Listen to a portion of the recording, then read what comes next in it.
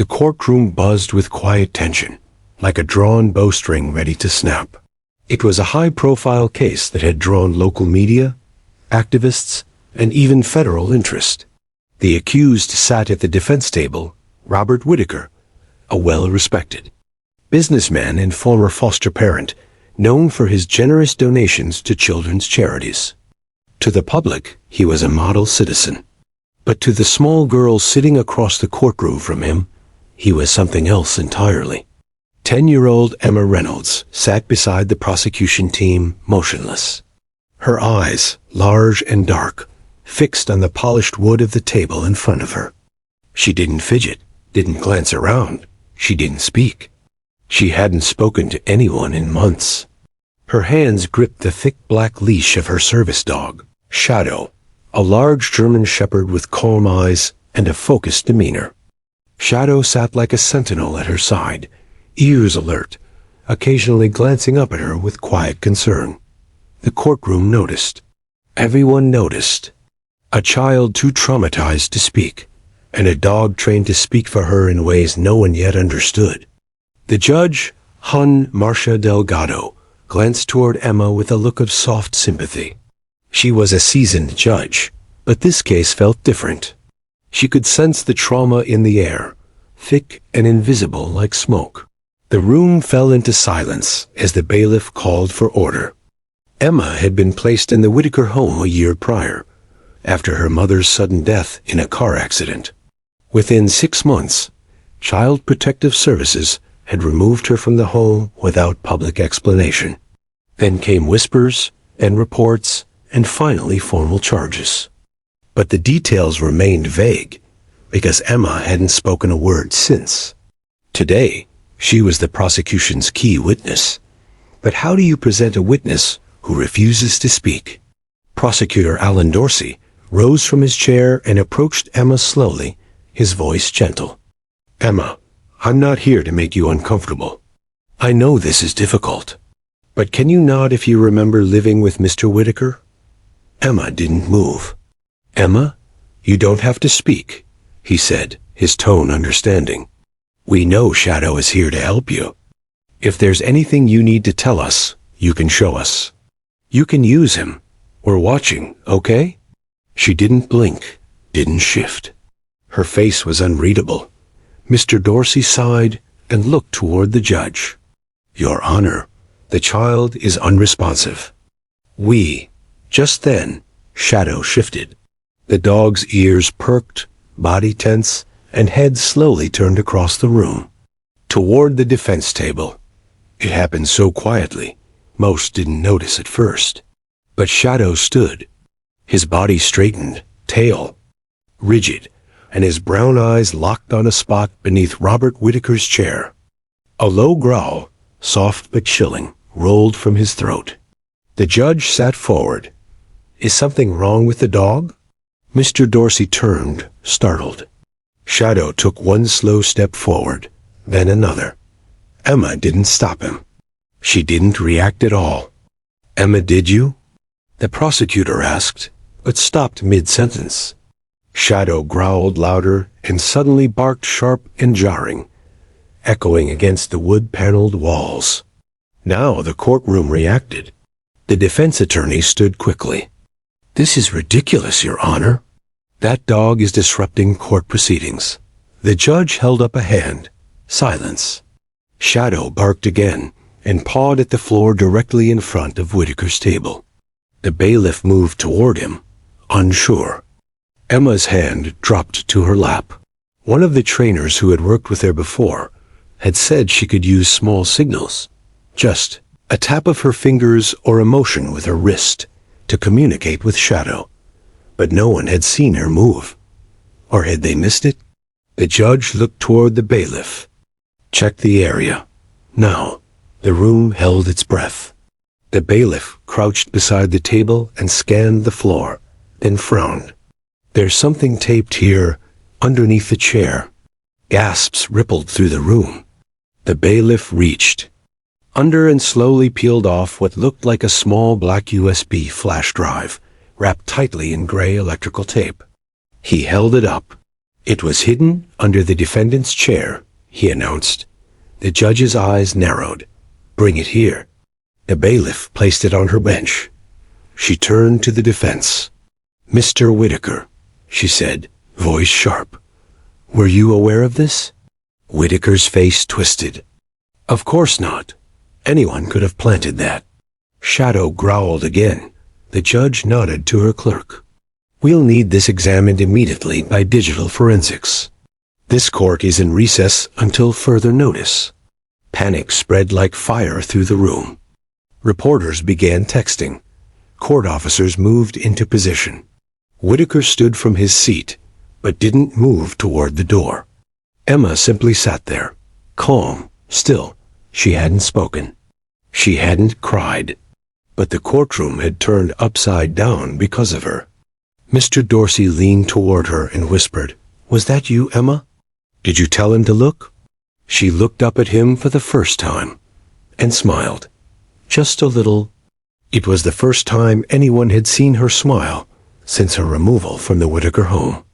That slight curl of her lips sent a jolt through the prosecutor's chest. He knew it wasn't random. Emma knew exactly what she'd done. The judge banged the gavel. Court dismissed until 10 a.m. tomorrow. This matter will be investigated thoroughly. As people filtered out, reporters surrounded the attorneys. Emma and Shadow stayed seated, waiting quietly as instructed. The room was emptying, but her presence still held weight. One signal, one dog, one flash drive that could change everything. And Emma hadn't spoken a single word. The courtroom was in controlled chaos. Reporters whispered frantically into phones. Attorneys shuffled papers, and a dozen onlookers gathered in the hallway outside, desperate for updates.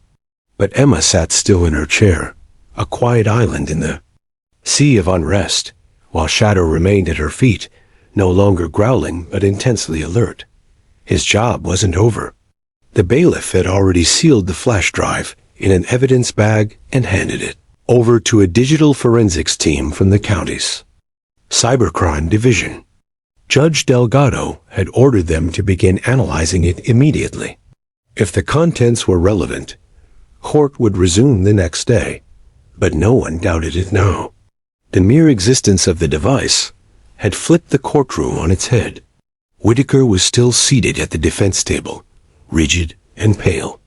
His attorney leaned toward him, whispering with urgency, but Whitaker barely responded. He'd spent a lifetime in control, in his boardrooms, his nonprofit speeches, even at dinner tables with children he fostered. But this time, a dog and a silent child had completely dismantled that control with a single, quiet moment. Outside, reporters had gathered near the courthouse steps. One of them, a local crime beat journalist named Rachel Flynn, had a gut feeling this case would blow wide open. She turned to her cameraman and whispered, "You watch. That dog just cracked this thing." Back inside, Prosecutor Alan Dorsey wasn't wasting any time. He walked swiftly down the hallway toward the witness room, where Emma had been moved after the recess. Her social worker, Denise Miller, sat beside her. Emma was still silent, legs crossed beneath her in the chair, with Shadow curled close against her feet. Her hand rested gently on his back, fingers absent-mindedly stroking his fur. Dorsey knelt beside her.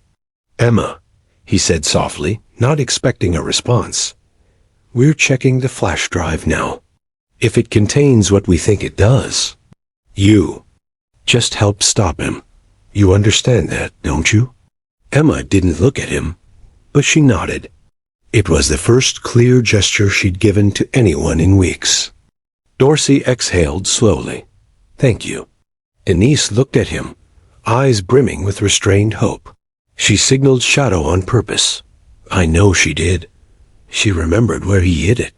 Dorsey nodded. And now we find out what he was hiding.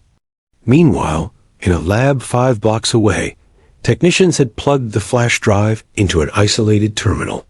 It contained a folder labeled Tax Returns, a decoy. But within that was another encrypted folder, titled Reflections. That's what caught the lead technician's attention. Using a decryption toolset authorized for evidence recovery, he cracked the first layer within minutes. Then his screen filled with video thumbnails, dozens of them. Each clip was date-stamped. Each appeared to be footage from inside Whitaker's home. Surveillance style. Silent. Unsettling. He clicked one. A young boy, maybe 7, sat on a couch, arms crossed tightly, clearly uncomfortable. Whitaker stood behind him, pacing. No audio, but his gestures were angry, aggressive. The technician clicked another video. A girl sobbed into her sleeves as Whitaker loomed in the doorway. Another showed Emma, unmistakably, sitting in her pajamas on a lower bunk bed, flinching as someone entered the room. The technician swore under his breath. He printed a summary report and called the district attorney's office. 3 hours later, Judge Delgado reconvened a closed session in chambers. Only the core legal teams were present: the judge, prosecution, defense, a court clerk, and 2 detectives. They reviewed the contents of the flash drive together, all 63 video files. The room was silent except for the quiet click of the mouse and the occasional sharp breath. Dorsey didn't hide his anger. He was recording them, monitoring them, controlling them. The detective nodded grimly. We're opening a full investigation into every child he fostered over the past 10 years. Whitaker's defense. Attorney looked stunned. I didn't know. He never told me about this. Of course he didn't, Judge Delgado snapped. Because this isn't just a defense case anymore. This is predatory behavior. She turned to the bailiff. Issue an immediate remand. Mr. Whitaker is to be taken into custody. No bail.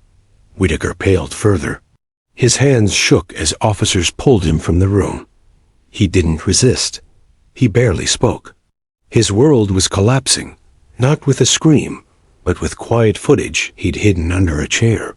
And all because a girl had signaled a dog. News broke within hours. Foster father arrested after support dog uncovers evidence, read one headline. Silent girl's canine companion exposes courtroom secret, said another. Cable networks ran segments on the emerging case, bringing in child psychologists, canine handlers, and legal experts to speculate on the impact. But at the center of it all was Emma, still silent, still small, and still too young to fully grasp the weight of what she'd unleashed. She and Shadow were moved to a safe location under state protection. Denise, her social worker, stayed by her side. She tried not to cry when Emma took her hand for the first time in months. That night, Emma slept peacefully for the first time since she'd entered the foster system. And Shadow? He slept too, right beside her, his body pressed close to hers, his ears twitching now and then, always listening. Always ready, because his job wasn't just to protect her. It was to help her be heard. The courtroom was scheduled to reopen in 48 hours, but the investigation into the flash drive's contents was already racing far ahead of the docket. The files retrieved were worse than expected. They weren't just silent footage of traumatized children. They were organized, cataloged, documented with dates and notations in a hidden metadata log. Detectives pieced together a horrifying pattern. Whitaker had installed covert cameras in bedrooms, bathrooms, and common areas of his home. Every child who had passed through his doors had been watched, recorded, and archived. There were videos dating back nearly a decade. Emma's case, it turned out, was only the tip of a deeply buried iceberg. Back at the district attorney's office, Prosecutor Alan Dorsey sat with his team, piecing together timelines. They'd identified 6 children from the videos so far. 2 were still in the foster system. 1 had been adopted in another state. Another had gone missing 2 years earlier and was presumed to have run away. The pattern was growing darker by the hour. He recorded them while pretending to care for them.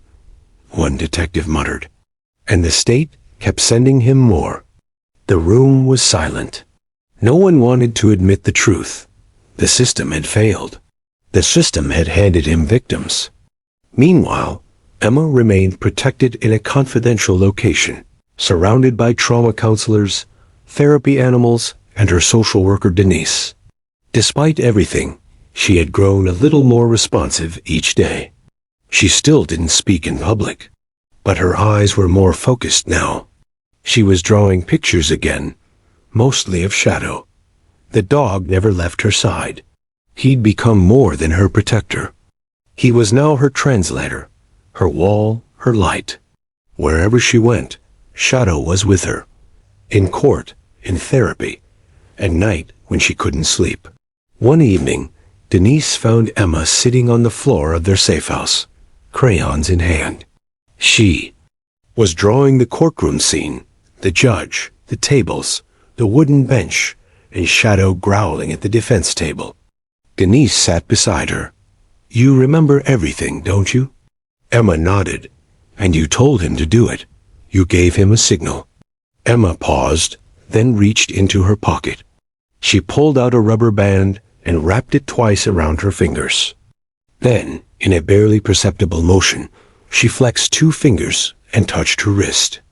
Shadow perked up from across the room, walked over, and laid down at her side. That was it. The signal. Denise blinked back tears. You remembered where it was hidden. You knew. Emma looked down at her drawing. She shaded in Shadow's fur. A soft gray with a black outline. Then she looked up and whispered, "He hid it under the table." Denise froze. It was the first time Emma had spoken a full sentence since the day she'd been removed from the Whitaker home. Back in court, Judge Delgado worked behind the scenes with child welfare agencies and the state attorney general. A judicial review was already underway into how Robert Whitaker had passed repeated foster evaluations. Donors began distancing themselves from his charity. His board of directors resigned. The nonprofit was dissolved within a week. But the biggest bombshell came when another foster child, now 17 and living in Oregon, saw the news report and came forward. Her name was Kayla, and she'd been placed with Whitaker 6 years earlier. She said he'd forced her to stay silent through fear and manipulation, but she recognized Emma's face on TV. She remembered the dog, too. Shadow had been there during her last week in the house. Her testimony added weight to the case and helped investigators build a broader profile of Whitaker's history. Suddenly, the case wasn't just about Emma anymore. It was about all of them. Every child silenced by fear, every file hidden in plain sight, every adult who had looked away. And the person who had broken the silence. A 10-year-old girl who hadn't uttered a word in almost a year. Until now, the next time court resumed, it was standing room only. The media had set up camp outside the building. Reporters from CNN, NBC, and even international outlets were broadcasting live. People weren't just following a legal case. They were following a story of survival, justice, and a girl who had fought with silence. Emma entered the courtroom holding Shadow's leash tightly. She wore a navy blue dress and small white shoes. Shadow's vest had been freshly brushed. As they passed the rows of onlookers, the room went completely still. No one whispered. No cameras flashed. Everyone simply watched. Judge Delgado called the room to order. She acknowledged the overwhelming public interest in the case and assured the court that every new lead was being pursued. Then she looked at Emma. "Miss Reynolds, would you like to speak today?" Emma shook her head gently. Delgado nodded. "That's your choice. But please know, your voice has already changed this courtroom, with or without words." Emma blinked, then slowly sat at the witness table with Shadow curled at her feet. She reached into her pocket and pulled out a drawing, the same one she'd been working on, and handed it to her attorney. The lawyer turned it over and showed the judge. It was the courtroom. Everyone in their place. Whitaker at his table. And in the middle of the picture was Shadow, growling beneath the chair. Written in a child's careful handwriting at the top was a single sentence. I remembered where he hid it. Delgado stared at the picture for a long moment. Then she set it on the bench beside her. That's enough for me, she said. That day, Whitaker's bail was permanently revoked. Additional charges were filed, including felony child exploitation and obstruction of justice. More victims were identified. A federal investigation was launched into the foster agency that had approved him. Emma left the courtroom holding Shadow's leash in one hand and Denise's fingers in the other. As they reached the doors, a small group of onlookers spontaneously clapped. She didn't react. But Shadow paused, looked around, and let out a soft bark. Just once. Emma smiled. She'd finally been heard. And it all began with a quiet girl and a dog who listened when no one else did. Within 24 hours of Emma's second courtroom appearance, the story had gone national. Silent Hero, the headlines read, above pictures of a young girl holding the leash of a stoic German shepherd. Social media erupted with hashtags. Like hashtag Emma and Shadow, hashtag Voice Without Words, and hashtag Justice Unleashed. For a brief moment, the noise of politics and entertainment paused. Everyone wanted to know about the little girl who brought down a predator without saying a single word. But while the world watched, the justice system accelerated. Robert Whitaker's files were pulled from every foster agency database in the state. The governor's office demanded answers. How had a man with such a clean record passed every inspection, every background check, and every home visit? The Department of Social Services scrambled to audit 10 years of placement records.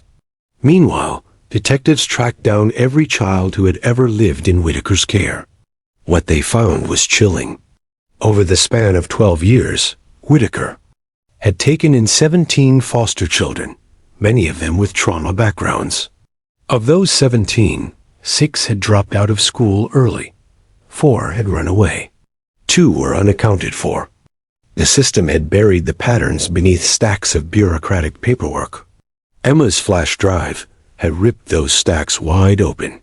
In a downtown office, a task force assembled a coalition of law enforcement, child protection officials, trauma psychologists, and digital forensic experts.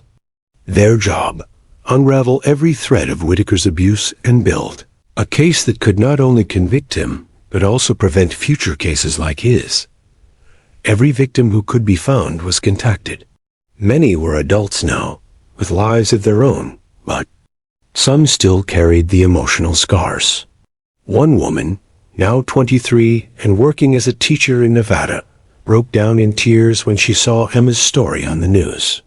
"He made us feel like we were crazy," she said in an interview. "We thought no one would believe us. But that little girl, she did it. She proved we weren't making it up." In her safe house, Emma didn't fully understand the scale of what she'd done. Denise tried to explain gently that people across the country were talking about her, thanking her, and sending her drawings, letters, and even toys for Shadow. At first, Emma avoided the letters, but slowly she became curious. She opened one from a boy in Minnesota. "Dear Emma, I don't talk either, but you showed me I can still be strong. I wish I had a dog like yours." Emma traced the boys, drawing with her finger a little stick-figure girl holding a big dog on a leash, and smiled. She placed it beside her pillow that night. On the legal front, the district attorney announced that the charges against Whitaker had expanded to include child exploitation, possession and distribution of unlawful surveillance material witness, intimidation, endangerment of minors, destruction of evidence. The flash drive was the centerpiece of the case, but the most compelling evidence came from victims who had never spoken before, and now did, because of Emma. Their testimonies weren't flashy, they weren't dramatic, but they were real. A boy named Zach spoke in a trembling voice about being forced to stay in the basement for days. A girl named Maya admitted she'd been too ashamed to tell anyone how Whitaker watched her dress. A teenager who once ran away described the exact corner of the living room where a hidden camera was later found. And each time a new voice came forward, prosecutors would point to Emma's drawing on the evidence board, a quiet reminder of how the dam had broken. Shadow's role didn't go unnoticed either.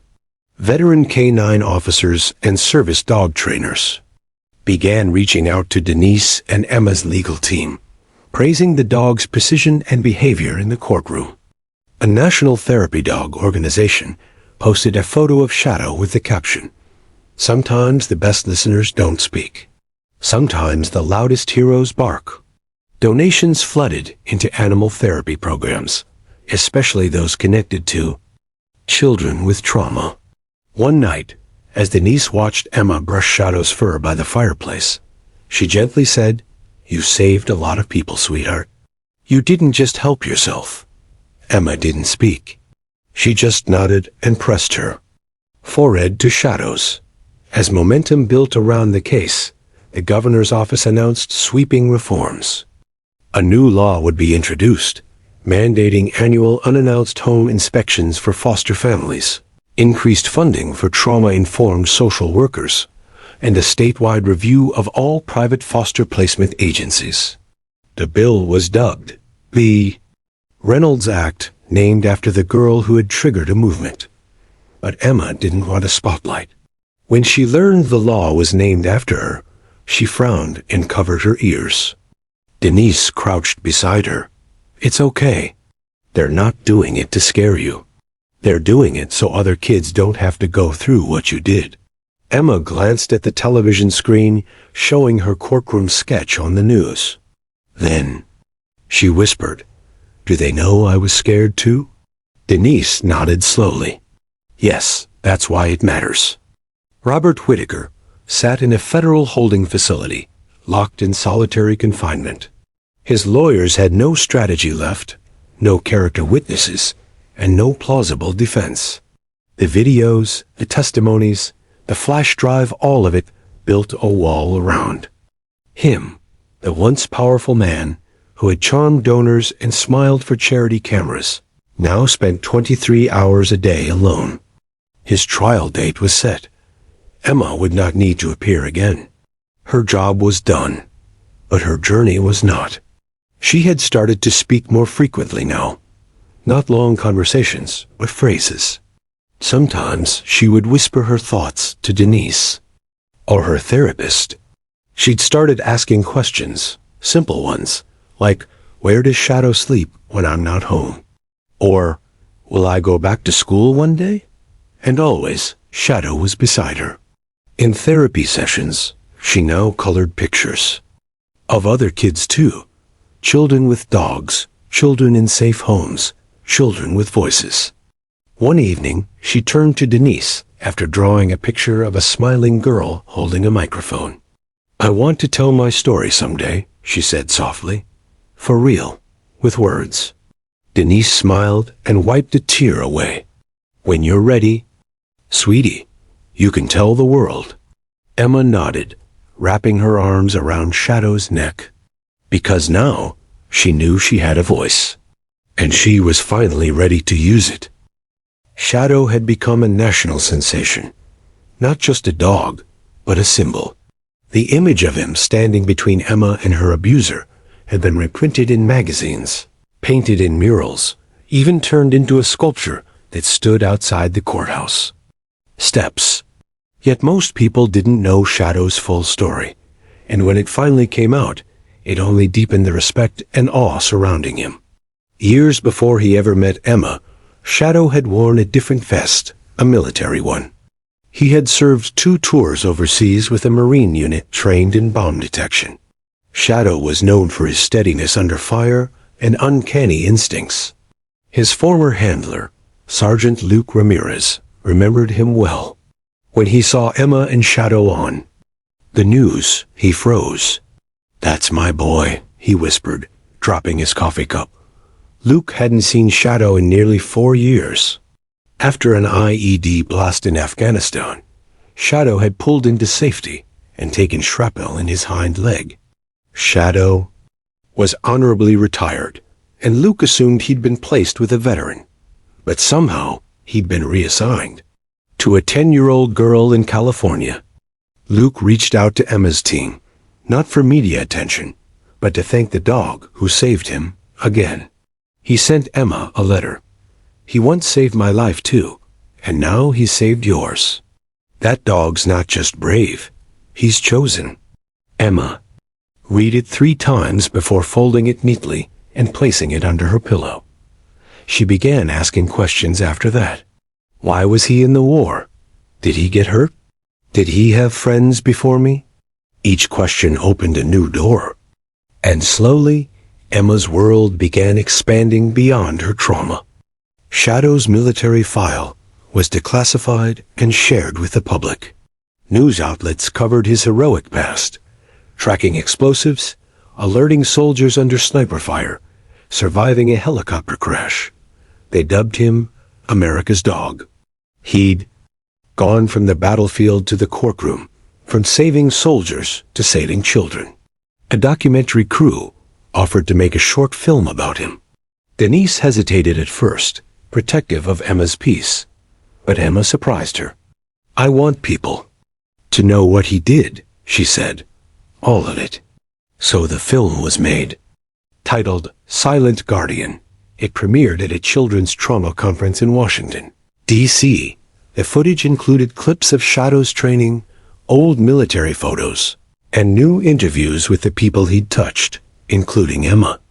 In the final scene, Emma sat with Shadow's head resting in her lap. She looked into the camera and said, "He doesn't need to talk. He always knows what to do." The crowd gave a standing ovation. Many were in tears. But for Emma, it wasn't about applause. It was about pride. For the first time in her life, she felt like part of something bigger than herself. Back home, things changed too. Emma had begun attending a special learning center, one designed for trauma recovery, blending therapy, art, and gentle education. Shadow came with her every day. The other children learned quickly. If Emma trusted you, so did Shadow. If she didn't, he'd quietly sit between you and her until she felt safe. She made her first real friend there, a girl named Harper, who had lost her brother to a violent home. One afternoon, Harper asked Emma why she never spoke in public. Emma thought for a moment and whispered, "Because it still hurts." Harper nodded. "It hurts me too." They didn't say much more that day, but they held hands on the bus ride home. Shadow lay across their feet. Meanwhile, the legal case against Robert Whitaker continued to gather steam. Prosecutors had compiled over 70 video files, 12 direct, victim testimonies, and forensic evidence of long-term surveillance. Whitaker's legal team attempted to negotiate a plea deal to avoid a public trial, but the DA refused. "This case is about giving voice to the unheard," he told the press. A courtroom trial is exactly where it belongs. When the trial date was announced, the judge made a special ruling. Emma would not be required to testify, but her presence and her impact would be acknowledged at every stage. The courtroom would reserve a seat for her and Shadow, not as witnesses, but as the reason the truth came out. As trial prep began, Emma asked Denise a quiet question. "Can I write something for the judge?" Denise looked at her gently. "Of course you can." So she did. Emma spent 3 days carefully drafting her letter, writing it in pencil and revising it line by line. When she was done, she placed it in an envelope labeled, "For the judge. From me and Shadow." On the first day of the trial, Judge Delgado opened the envelope before taking the bench.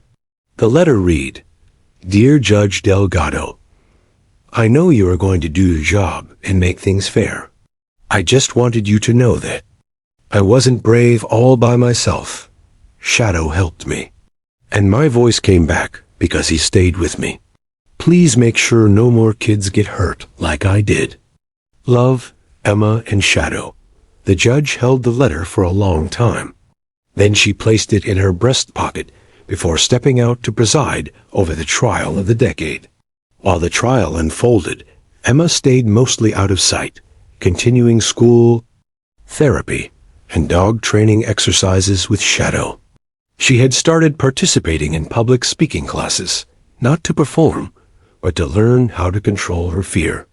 One day, her instructor asked the class to name their greatest strength. Most kids said drawing or math or sports. Emma stood slowly. My strength is listening. And Shadow taught me that listening can be louder than yelling. The room went silent. Then someone clapped. Then another. And soon the whole room cheered. Emma smiled, blinking back tears. She had found her strength, and the world was finally listening. As the trial of Robert Whitaker began, national attention turned toward the quiet girl whose silent signal exposed everything. Though Emma never took the stand, her presence was felt in every moment of testimony. Prosecutors often referenced the bravery of one small child and her dog. The press called her the girl who didn't speak but made the world listen. Emma watched parts of the trial from a private room inside the courthouse. Shadow lay at her feet, calm and alert, as witnesses spoke, other children, experts, even former foster workers who confessed they had missed red flags. Their words hurt, but they mattered. Each voice helped her heal. The courtroom was packed every day. Survivors, advocates, and former foster children gathered on courthouse steps with signs that read, "Listen to the silent," and "Justice for the forgotten." For once, it felt like people cared, like truth was louder than fear. Emma stayed. Quiet, but something inside her had shifted. Denise noticed the way she sat straighter now. Her eyes met others more often. She didn't flinch when strangers asked about Shadow. She didn't hide behind him. She walked beside him. Shadow, ever aware, matched her pace step for step, never too far, never too fast. Back in the courtroom, a surprise twist changed everything. A key witness, a former foster agency supervisor, took the stand and revealed that Robert Whitaker had been protected by internal corruption. Case files had been edited, reports lost, complaints erased. It wasn't negligence. It was cover-up. Gasps filled the courtroom. One juror was visibly shaken. Another held back tears. The judge paused proceedings and ordered an emergency audit of the agency. Within days, the audit revealed the unthinkable. Dozens of children had been placed in homes flagged for abuse, including Whitaker's. The system had failed again and again. But not this time. This time, a girl and her dog had stopped it. Public outrage exploded. The governor launched a full investigation. Senators demanded federal oversight of foster care placements. Former social workers came forward with stories of pressure, fear, and silence. And through it all, Emma remained the symbol, not of trauma, but of courage. One night, as Emma watched the news with Denise, she saw her own face flash across the screen. The girl known only as Emma, whose canine companion exposed evidence in court, has become the quiet voice behind sweeping foster care reform across California. Lawmakers are calling it the Shadow Act, ensuring no child enters a home flagged. For past abuse, Emma stared at the screen, then whispered, "He has a law named after him." Denise smiled. "You both do." Word spread quickly, and soon Emma received invitations to speak, from children's advocacy groups, therapy centers, even Congress. She said no at first. The idea of public speaking made her chest tighten. But one letter changed her mind. It came from a 9-year-old boy in Arkansas who had also stopped speaking after being hurt. It read, "I saw you on TV. I don't talk either. But I have a dog now too. His name is Rocket. I hope I can be brave like you someday."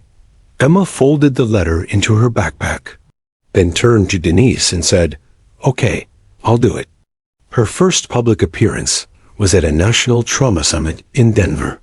She walked on stage with Shadow in a custom vest that read Hope Walker. Thousands of people watched. Cameras flashed. Her heart pounded.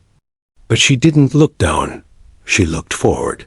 When she reached the podium, she placed both hands on its edge and said her first public words into the microphone. "I used to be silent, but I was still screaming inside. No one heard me. Until he did." She pointed to Shadow. The room was completely still. You don't need to shout to be brave. Sometimes just showing up is enough. The standing ovation lasted 4 full minutes. After Denver, the world opened up for Emma. She began working with a therapy group that matched support dogs with children overcoming abuse and trauma. She wasn't just a figurehead. She attended sessions, sat beside new children, and shared quiet time with them and their dogs. She had found a way to give what she had received. And then came the day she didn't expect. An invitation to return to court, not for testimony, not for press, but for graduation. Emma had completed her trauma recovery program. She'd finished school requirements, therapy benchmarks, and every milestone the court had set for her. Judge Delgado herself asked to preside over the private ceremony. Emma stood in the same courtroom where everything had started. The same wood-paneled walls. The same witness box. The same bench where she had once silently sat, clutching Shadow's leash in terror. But this time, she walked to the center of the room with confidence. Shadow by her side. The judge spoke. "Emma, this room once held your fear. But now, it holds your strength. Your voice has helped others find theirs. You are no longer under the court's protection. You are your own protector now." Emma's eyes welled with tears. She didn't need to say much. Just 2 words. "Thank you." As she exited the courtroom, cameras flashed again. But this time, Emma didn't look away. She smiled. Shadow paused beside her, then barked once. A low, proud bark that echoed through the courthouse. Steps. Reporters asked questions. Emma didn't stop to answer. But before entering the car, she turned and faced them. "I wasn't brave alone," she said. "But I learned I was never broken, just waiting to be heard." She opened the car door. Shadow jumped in beside her. And together, they left behind the place that once held her silence, now filled with echoes of justice. Months passed after Emma's courtroom graduation, but her story only grew louder. She had become a symbol far beyond one trial or one tragedy, a living reminder that even the smallest voice can shake the walls of power. Across the U.S., child welfare agencies began reviewing old foster records. The Shadow Act was adopted in 3 more states, each citing Emma and her dog as their inspiration. But Emma wasn't chasing fame. She still lived quietly in the same home with Denise and Shadow. Her fame didn't change her habits. Long walks in the woods, sessions at the Trauma Dog Center, occasional speeches. She remained grounded. But something was building, quietly, just beneath the surface. One night, Denise came home with news. A documentary team wanted to make a short film about Emma's story, not for TV, but for use in therapy programs. It would help kids learn to trust, show courts how to handle traumatized children, and inspire other support dog programs. "They want to call it the silent signal," Denise said gently. Emma hesitated. She hated cameras, hated bright lights and fake smiles. But this wasn't about her. It was about other kids.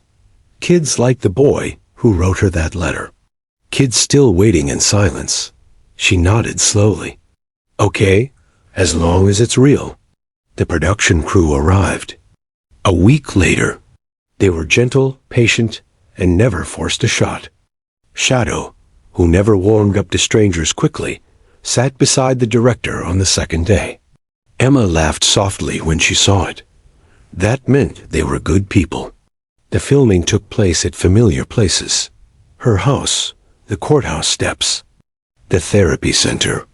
She spoke more openly than she expected, not just about what happened, but how it felt. It's not about what he did, she said on camera. It's about what no one else did. No one asked. No one looked. Shadow did. Those words would go viral. The film premiered online through a non-profit website. Within 48 hours, it had over 3 million views. Comments flooded in, from survivors, parents, teachers, therapists, even judges. A famous actress who had once been in foster care shared it and tweeted, "She gave a signal." The world finally listened. News channels picked up the story. Again, late-night hosts mentioned her. Even a senator quoted her in a floor speech during a foster care reform vote. Emma felt the world spinning around her name again. But this time, she was ready for it. Because now she had purpose, not just survival. She and Denise launched a new project, Signal and Shadow, a non-profit connecting children in foster care, with trained trauma response dogs. The waiting list grew quickly. Emma insisted every child be matched with the right dog, not just any. She spent hours with trainers, watching how children reacted to each dog: calmness, fear, laughter, comfort. She had a gift for noticing the small things. She reads them the way Shadow read her, Denise once told a reporter. The first year, Signal and Shadow helped 62 children across 5 states. By the second year, they reached over 200. Then came the day that changed everything again. Emma was invited to Washington, D.C., not for press, but for something far more personal. The young boy from Arkansas, the one who had written her the letter, was coming to testify before a foster care oversight panel. He wanted her there with him. Emma had never met him. They'd only exchanged 2 letters. But that simple message had lit a fire inside her long ago. She agreed instantly. They met outside the Capitol building, 2 survivors with their dogs. He had Rocket, a goofy black lab with floppy ears and a pink tongue that never quit. Emma knelt beside him. "You did it," she whispered. He smiled. "You showed me how." Inside the hearing room, the boy sat nervously beside Rocket. Senators looked down from their seats, papers stacked high, microphones hot. One asked the boy to describe what Rocket did for him. He looked up, his voice barely audible. "When I get scared, Rocket puts his paw on my lap, just like Shadow did for her." He looked directly at Emma. "And now I don't feel alone anymore." A pause fell over the room. Even the politicians were quiet. After the hearing, as Emma walked the halls of the Capitol, a staffer approached. The president wanted to meet her privately. She was stunned. That afternoon, in the Oval Office, she shook hands with the most powerful man in the country. He didn't treat her like a symbol. He didn't smile for the cameras. He asked real questions about dogs, healing, silence, and justice. About what it means to be believed. And before she left, he handed her something. A signed copy of the National Foster Care Bill she had unknowingly helped inspire. It was called the Silent Signal Act. Later that night, sitting at the Lincoln Memorial with Denise and Shadow, Emma thought about everything, not just the pain, but the aftermath. The power of one quiet signal, one dog's bark, one child's refusal to let fear win. She had never asked to be known, never wanted a stage. But maybe some stories aren't meant to stay hidden. Maybe some pain, when carried together, becomes something else entirely, something stronger. She leaned against Shadow and looked at the marble pillars stretching into the sky. then whispered just 3 words. "I'm not afraid." Shadow looked up and wagged his tail. The day of the National Foster Care Reform Ceremony had finally arrived. Emma stood backstage, heart pounding as a sea of cameras and reporters swirled outside the grand hall. Beside her, Shadow rested calmly, sensing her nerves and pressing, his warm head gently against her arm. This was more than just a ceremony. It was a symbol of hope, justice, and change. The Silent Signal Act had passed both houses of Congress unanimously. It mandated sweeping reforms, tighter background checks for foster parents, mandatory trauma training, increased funding for therapy programs, and, for the first time ever, official recognition and support for therapy dogs in foster care. Emma was the guest of honor. As she walked on stage, the crowd erupted in applause. For the first time, Emma spoke publicly without hesitation or whisper, her voice clear and strong. "Thank you," she began, "for believing in children who don't have a voice, for listening to those of us who speak in silence." She paused, letting the words sink in. "I was once a girl who couldn't talk, but I wasn't invisible. I just needed someone to see me, someone to listen." Shadow sat proudly at her feet. "I was lucky to have that someone, a dog named Shadow. He taught me that sometimes words aren't necessary. Sometimes the quietest signals carry the loudest truth." She looked across the hall at dignitaries, foster families, and children. "This act is for all of us. For the children still waiting to be heard. For the dogs who stand guard when we can't. For every quiet signal that says, 'Help me.'" The crowd rose to their feet, applauding for several minutes. Emma smiled, tears shining in her eyes. After the ceremony, reporters crowded her. They asked about her plans, her hopes, and the next steps. Emma answered simply, "I want to keep helping kids find their voice. With Shadow by my side, I know I can." She had no illusions about the road ahead. Trauma wasn't erased by laws or applause. But she believed change had begun, real, lasting change. That evening, back at home, Emma sat with Denise and Shadow by the fireplace. She unwrapped a small gift from a package she'd received earlier, a framed photo of her and Shadow smiling on the courthouse steps. Underneath, a quote read, "Courage doesn't always roar. Sometimes it's the quiet voice at day's end that says, 'I will try again tomorrow.'" Emma looked at Shadow and whispered, "We did it." Shadow wagged his tail and licked her hand. Months later, Emma visited a foster care center. In a small town in Ohio, children gathered around her and Shadow, their faces bright with curiosity and hope. Emma knelt down and gently introduced each child to Shadow, watching their fears soften into smiles. One little boy, shy and withdrawn, reached out to pet Shadow. Emma smiled and whispered, "He listens." The boy nodded, eyes wide. And for the first time, Emma spoke to him quietly but clearly. "You're safe now." Emma's journey had come full circle. From silence to voice. From fear to courage. From a hidden signal beneath a courtroom bench to a movement that changed a nation. As she walked out of the center that day, Shadow at her side, Emma looked up at the sky. The sun was setting, casting a warm orange glow over the horizon. She breathed deeply and smiled, because she knew the quietest signals could change everything, and she would never stop sending hers.